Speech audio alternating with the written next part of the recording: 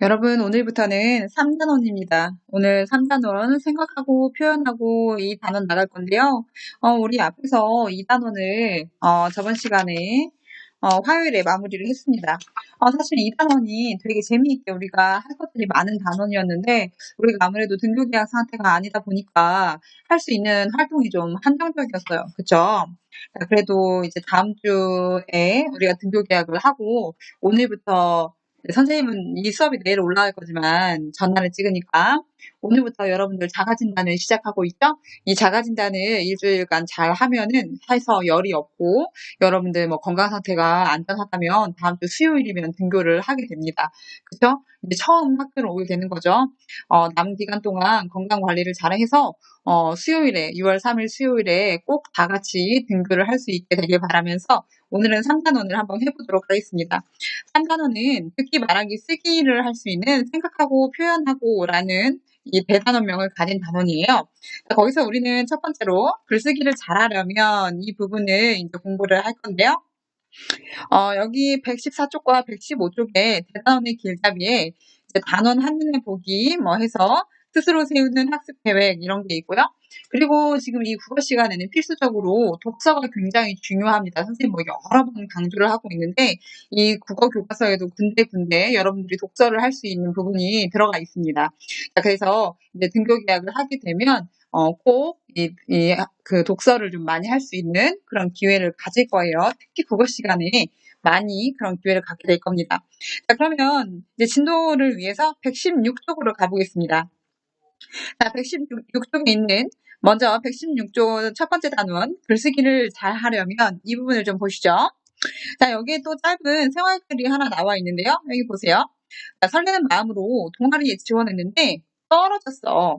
자, 동아리 여러분들 결정 혹시 우리도 1차 동아리 결정을 했죠. 네, 동아리에 지원했는데 떨어졌대요.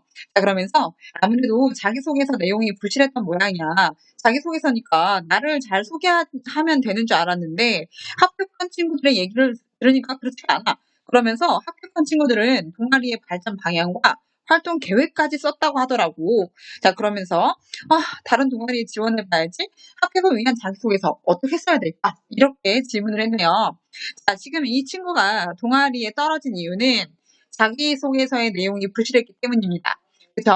자, 이 친구가 자기소개서의 내용을 왜 부실하게 썼냐?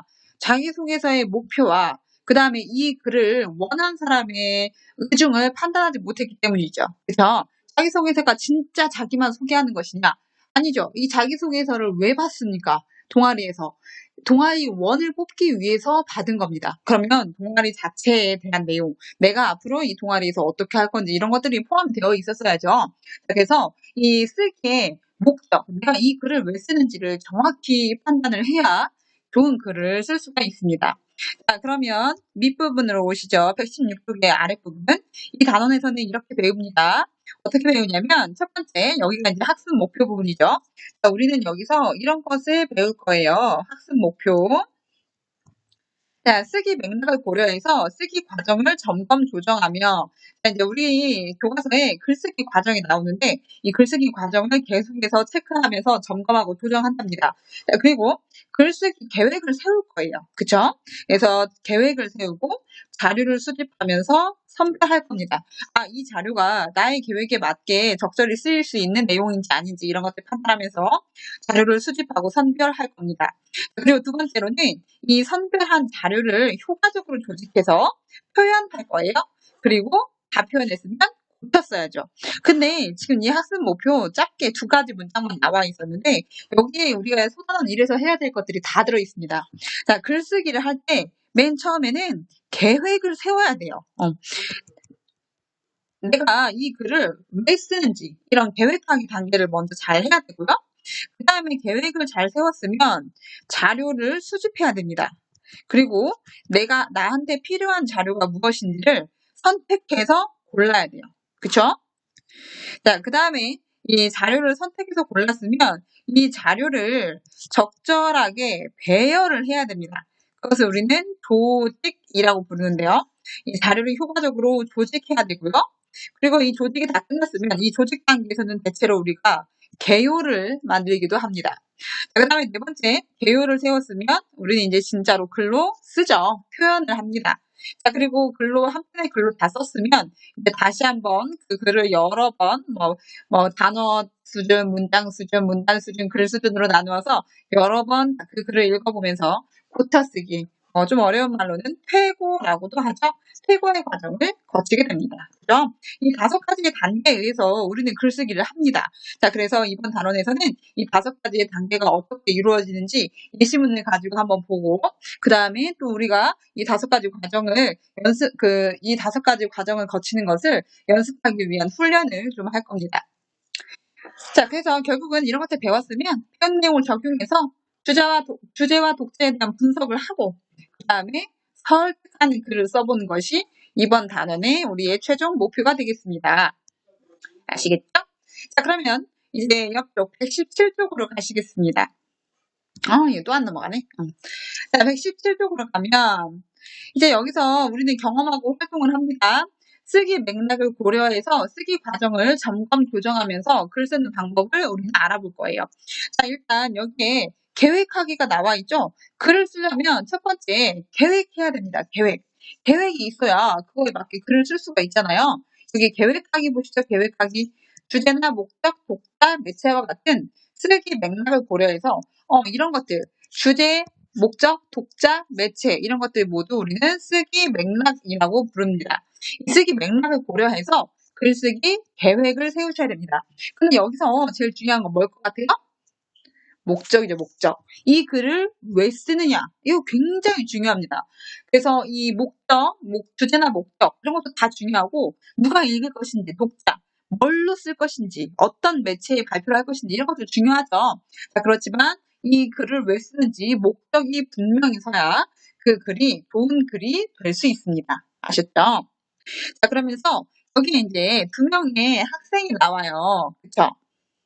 이 2명의 학생이 나오는데 얘가 윤서야, 윤서. 남자애가 윤서인가 봐요. 얘가 윤서고, 여기 윤서. 얘는 선유예요, 선유.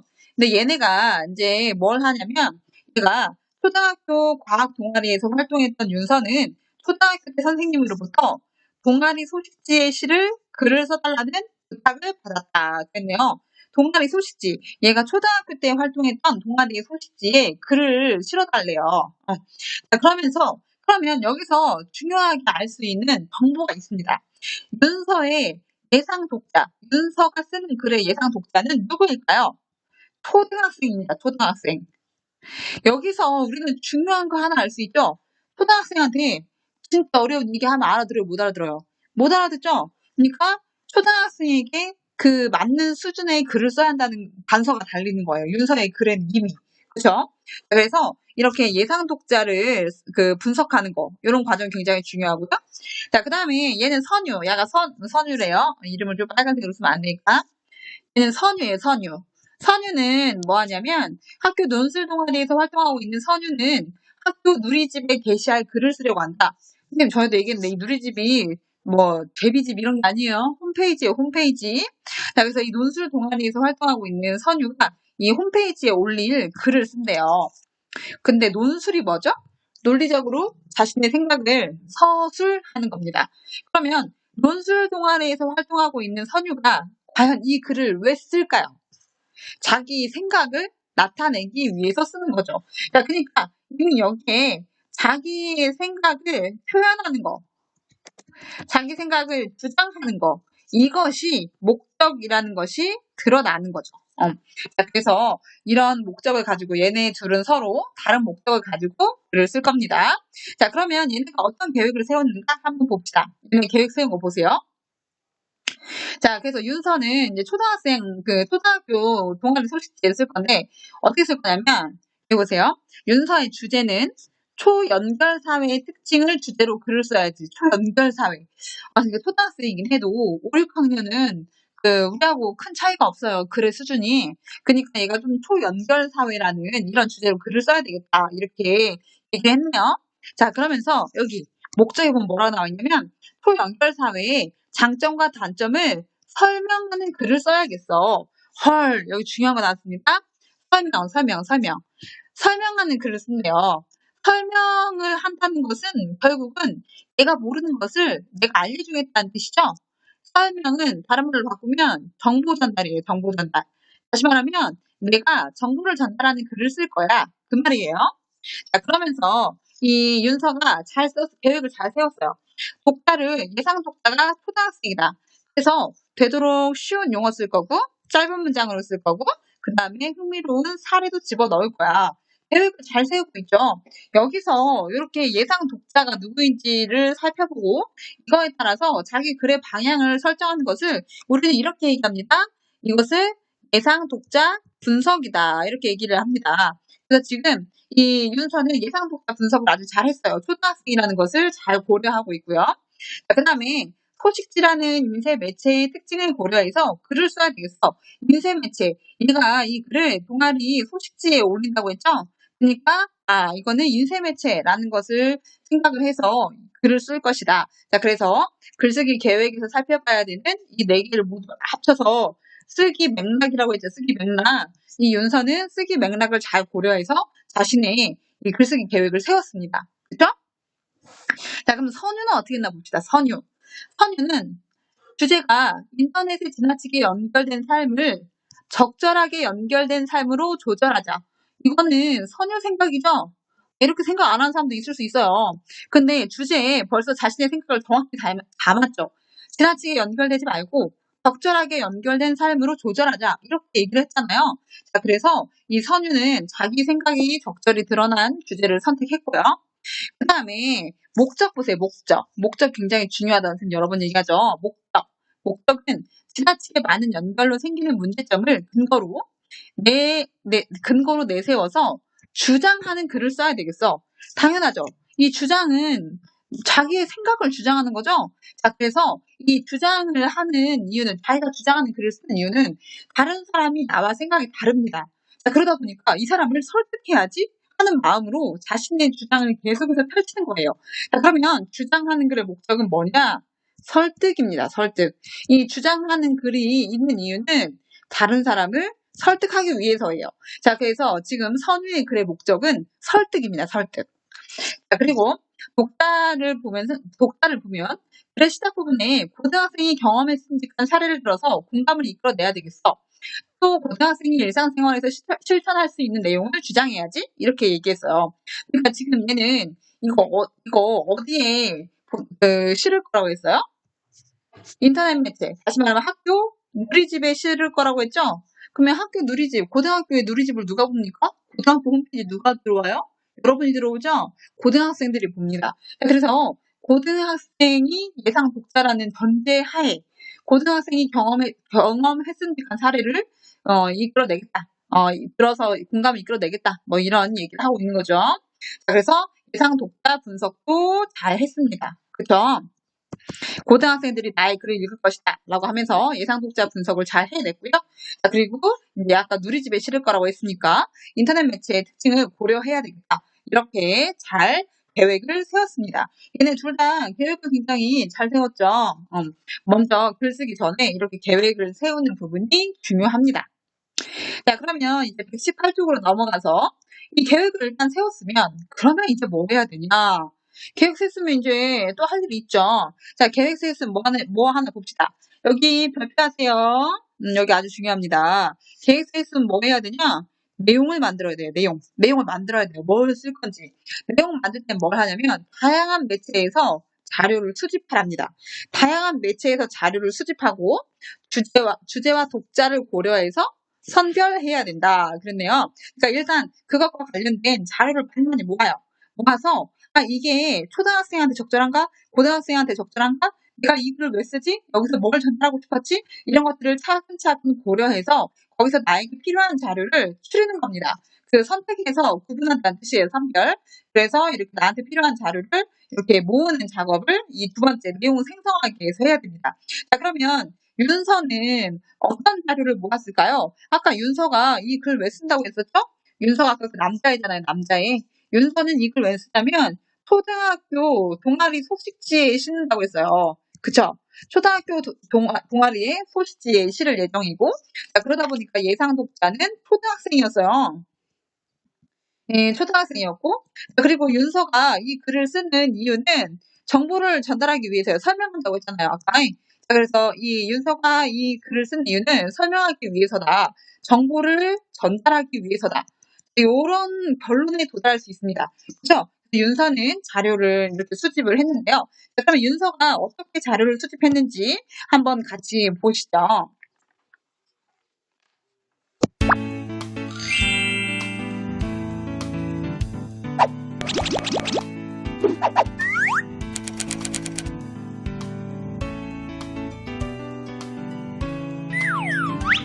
자료인은 용어와 내용이 어렵고 전문적인 내용을 다루고 있어서 적절하지 않아 보여. 제외하는 것이 좋겠어.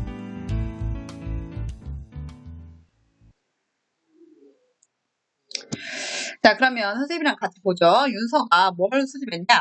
윤서가 먼저, 아까 윤서가 쓰려는 주제가 뭐였는지 기억납니까? 바로 한 장 앞에 나와 있죠? 윤서가 쓰는 글의 주제는, 여기다 좀 적고 갑시다. 여러분들 헷갈릴 수 있으니까. 윤서가 쓰는 글의 주제는 바로 초연결사회의 특징입니다. 그죠? 초연결사회의 특징. 이거에 대한 글을 쓰는데요. 자, 그러면 이제 어떻게 되나 보죠?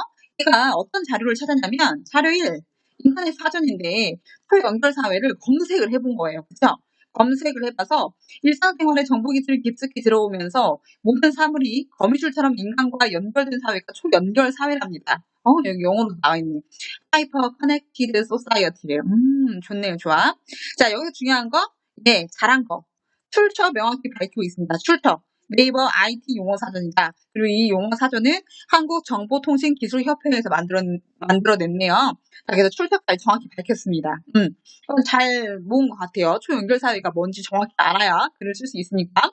그리고 여기서 한 기업의 보고서를 지금 찾았는데, 초연결 시대 산업 전략에서 독일의 스마트 산업의 내용과 시사점이라고 이렇게 썼네요. 뭔가 느낌이 좋지가 않아요. 좀 어려울 것 같죠? 우리한테도 어려울 것 같아요. 초연결 시대에 대비하고 국내 산업의 경쟁력 제고를 위해서 스마트 산업에 대한 대응 시급하고, 그래서 산업 전반의 스마트화 추진을 통한 디지털 생태계를, 그리고 벌써 출처를 보니까 어려울 것 같아. 현대경제연구원 거예요. 어려울 것 같죠? 그러니까 이거 내용이 좀 어렵습니다. 내용이 다소 어려워요. 자, 그래서 여기서도 지적을 하고 있죠. 내용이 다소 어렵다. 자, 그러면서 얘가 뭐라고 지적을 했냐면 여기서 이 부분이 별표죠. 이 내용이 너무 어려워서 얘가 이렇게 얘기했어요. 적절하지 않아 보여. 왜냐면 내용이 어렵고 전문적인 내용을 다루고 있어서 적절하지 않아 보여. 왜 적절하지 않죠? 예상 독자가, 지금 윤서가 쓰는 글에 예상 독자가 초등학생이기 때문이죠. 자, 그래서 아까 내용을 선별할 건데, 내용 생성하기 위해서 내용을 선별하는데 뭘 고려해야 되냐? 주제와 독자, 매체, 목적 이런 것들을 고려해서 내용을 선별해야 된다 그랬죠. 예상 독자에게 맞지가 않아요. 그쵸? 자, 그 다음에 윤서가 세 번째로는 어떤 자료를 구했냐면 책을 구했대요. 인간, 초연결 사회를 살다 라고 하면서 최근에는 스마트 기기에 카메라, 마이크, GPS, 가속도 센서가 기본으로 장착되며 온도, 습도, 기압, 몸의 변화 등을 감지한다? 뭐 이런 거는 우리가 이미 알고 있는 거죠. 여러분들 뭐 스마트워치 뭐 이런 거 보면 뭐 하루에 얼마 걸었는지 이런 것들이 손쉽게 알 수 있고, 그 다음에 지금 요즘 코로나 때문에 좀 더 대두되고 있는 거, 뭐 스마트 진료, 원격 진료 이런 것들 지금 굉장히 뜨고 있잖아요. 이런 것들이 다 스마트 기기에 이런 것들이 장착이 되어서 기술이 발달했기 때문에 가능한 것들이죠. 그래서 자료 3번에 있는 책은 책 자체는 쉽지 않을 것 같지만 뭐 우리한테 전혀 낯선 내용이라고 보기는 어렵겠습니다. 그죠? 자, 그다음에 신문 사설을 얘가 또 모았네요. 윤서가 신문 사설은 이 강원일보의 2013년 9월자 기사. 자, 요것도 이제 얘가 윤서가 잘한 건데 여기서도 역시 출처를 정확히 밝히고 있죠. 이런 것들 굉장히 잘한 거예요. 자, 그래서 이제 윤서가 이 초연결 사회에 대한 신문 사설을 쓰는데 이 스마트폰 얘기를 하고 있죠. 초연결 사회가 가능한 이유는 스마트폰 때문이에요. 근데 스마트폰 중독이라는 뭔가 부작용이 발생하고 있네요. 그래서 타인과 대화를 하지 않고 친구 간의 소통이 불필요하며, 그 다음에 이 스마트폰이 소통을 차단한다. 그리고 심지어 도구에 의해서 인간이 지배되고 있다 등등, 뭔가 초연결 사회와 스마트폰 중독으로 인해서 우리에게 올 수 있는 어려움에 대해서 얘기를 하고 있습니다. 자, 그러면 여기에 조그마한 문제가 하나 있네요. 이거 살펴보고 갈까요? 자, 요거 보면 이 윤서가 자료 2를 제외하면서 윤서가 아까 앞에서 자료 2를 제외했어요. 그쵸? 자료 2 이거 현대경제연구원에서 찾은 기업 보고서예요. 이걸 제외했어요. 자, 그러면서 이걸 제외하면서 고려한 쓰기 맥락의 항목은 뭐냐 그랬네요. 이거 왜 제외했지 아까? 초등학생한테 너무 어려워서 제외했습니다. 그쵸? 자, 그래서 이 독자를 고려해서 이 자료를 제외했고요. 자, 그 다음에 여기 봅시다. 그렇다면 추가할 만한 자료는 뭐가 있느냐 그랬네요. 이 추가할 만한 자료. 지금 이 윤서가 이 글을 왜 쓰죠? 초연결 사회에 대해서 정보를 전달하려고 써요. 그쵸? 이걸 잘 봐야 돼요. 초연결 사회에 대한 정보를 전달하려고 써요. 그러면 초연결 사회가 뭔지 정보를 주려면 기본적으로 뭔가 장단점 나와야 되겠죠? 이 강원일보 기사에서는 거의 단점만 얘기하고 있잖아요. 장단점 좀 같은 맥락으로 제시를 해줘야 됩니다. 그죠? 그리고 지금 이 윤서가 얘기하는 걸 보면 신문 사설이나 이런 걸 보면 이 뭔가 스마트 사회, 초연결 사회는 단점이 있기도 하다는 거잖아요. 이 장단점이 사례로 드러난 거. 이런 것들을 좀 더 보여주면 이런 것들을 중심으로 글을 쓰면 독자들의 이해를 도울 수가 있겠죠. 자, 그래서 이런 구체적인 사례 이런 것들을 좀 더 추가할 수 있겠습니다. 그렇죠? 자, 그래서 이 초연결 사회의 장단점이나 그리고 이 장단점에 대한 구체적인 사례나 이런 것들을 추가할 수 있을 것으로 보여요. 자, 그 다음에 이제 얘는 선유는 그럼 글쓰기 맥락을 어떻게 글쓰기 그 내용 선정을 자료를 수집해서 내용 선정을 어떻게 했는지 한번 봅시다.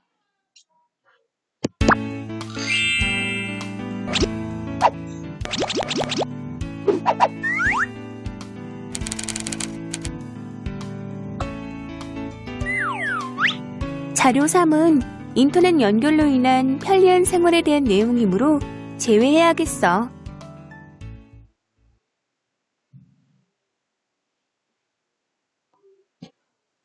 자, 그러면 선생님이랑 같이 보죠. 자, 이 선유는 어떻게 했나 봅시다. 선유도 역시 이제 이 자료를 수집을 해서 이 주제와 독자를 고려해서 선별을 해야 되는데,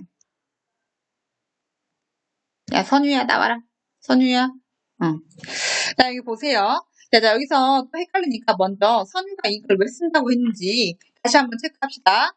선유가 이 글을 설득하기 위해서 쓴다고 했고요. 선유의 글의 주제는 뭐냐면 인터넷에 지나치게 연결된 삶. 지나치게, 그냥 과도하게라는 뜻이죠. 지나치게 연결된 삶을 적절한 삶으로 조절하자. 적절하게 연결된 삶으로 조절해야 된다. 이게 선유의 생각이었죠. 이게 선유의 생각이었고요.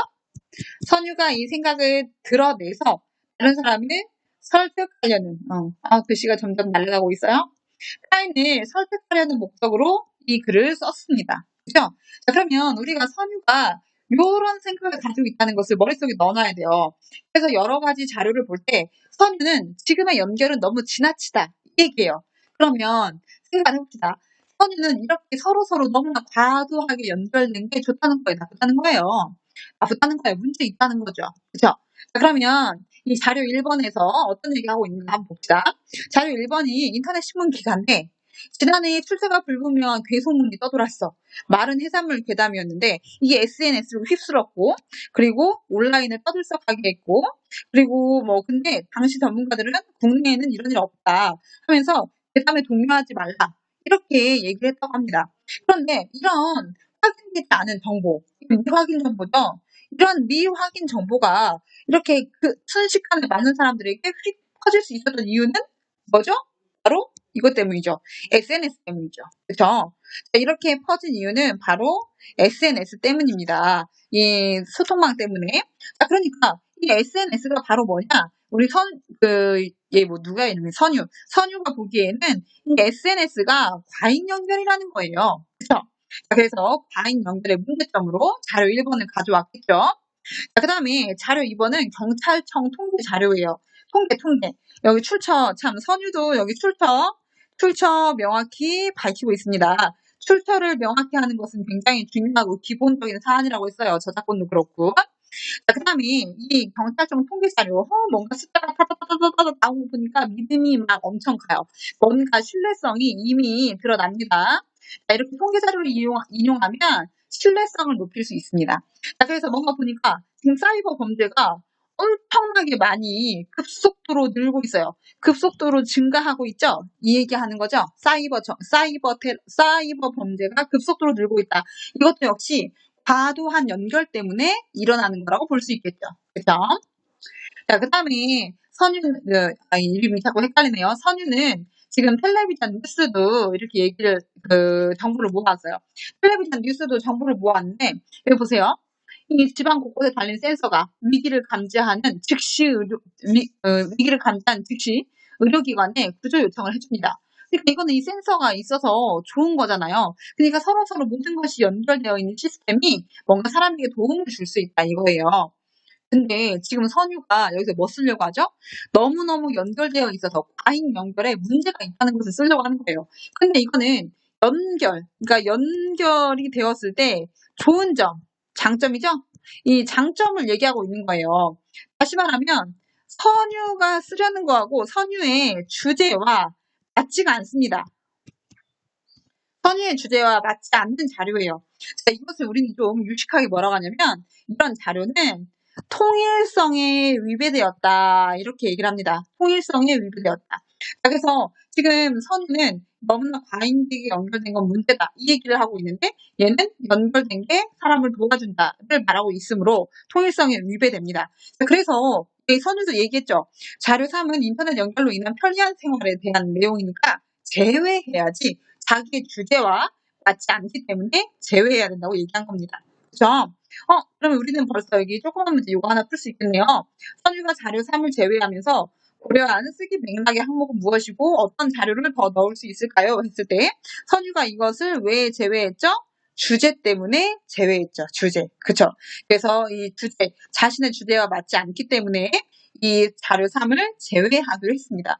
그러면 선유는 어떤 자료를 더 모아야 돼요? 선유는 지금 뭘 쓸 거냐면 과잉 연결은 문제가 있다. 이 내용으로 글을 쓸 거잖아요. 자, 그러면 이 과잉 연결의 문제점을 보여주는 사례를 좀 더 모아야 할 겁니다. 그쵸? 자, 그 다음에 얘 주장이 또 뭐였어요? 얘의 생각이. 이 과잉 연결을 적절하게 바꿔야 된다. 그랬잖아요. 적절하게 바꿔야 한다. 적절한 연결로 이렇게 옮겨와야 된다. 그러면 여기서 뭐가 나와야 되냐? 왜 이렇게 돼야 되지? 왜 이렇게 연결해야 되냐? 이 이유가 나와야 됩니다. 그쵸? 그리고 과잉 연결이 적절한 연결이 되었을 때의 장점, 그리고 적절한 연결의 사례, 뭐 이런 것들을 제시해 줄 수 있겠죠. 그죠? 이런 내용을 선유는 좀 더 정보를 수집할 수 있을 것 같습니다. 자, 그 다음에 마지막으로 이 책에서 윌리엄 데이비드 오의 과잉 연결 시대 이런 책이 있대요. 재미가 없을 것 같죠? 자, 그렇지만 어쨌든 이 책에서 사생활 침해는 인터넷 시대에 겪게 되는 가장 대표적인 골칫거리다라고 하면서 뭐 정보의 안전성을 보장했던 물리적 제한도 이제 사라졌고 하면서 과잉 연결의 문제점으로 사생활 침해를 설명하고 있는 글이네요. 자, 그러니까 이런 자료는 선유의 주제와 잘 맞는 거죠. 자, 그래서 이렇게 선유도 역시 내용을 다양한 매체에서 수집을 해서 쓰기 맥락을 고려해서 선별하는 내용 생성하기까지 했습니다. 자, 그러면 우리는 지금 글쓰기의 두 가지의 단계를 한 거예요. 자, 글쓰기의 단계 첫 번째. 글쓰기의 단계 첫 번째는 계획을 해야 됩니다. 그쵸? 내가 어떤 주제와 어떤 목적과 어떤 독자를 상대로 어떤 매체에 발표할 것을 발표하는 글을 쓸 건지 이 계획하기 단계에서 쓰기 맥락을 고려해서 이 계획을 해야 되고 이 쓰기 맥락에는 주제, 독자, 그 다음에 목적, 그 다음에 하나가 뭐죠? 매체.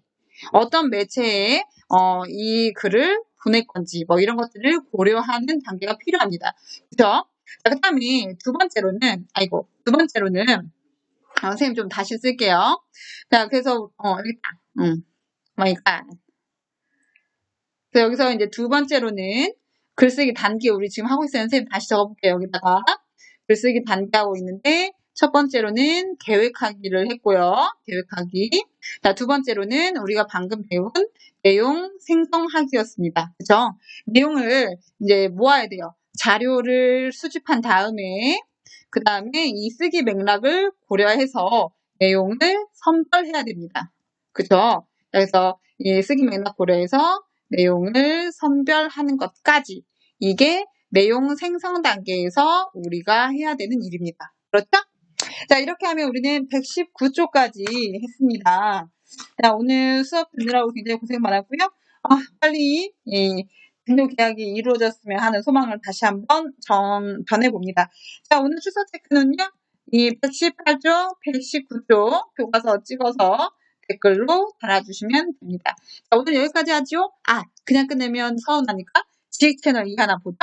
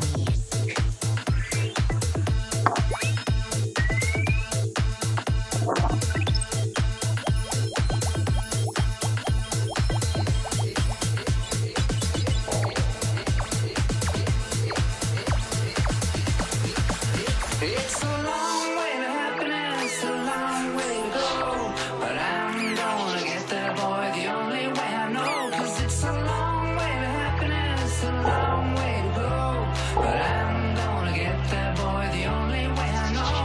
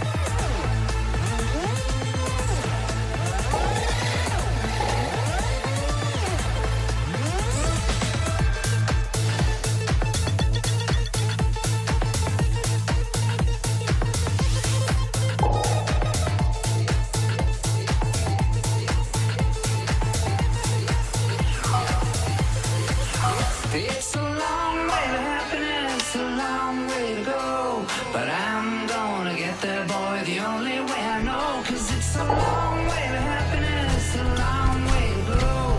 But I'm gonna get there, boy, the only way I know. It's a long way to happiness. And when we get there, is anybody scared?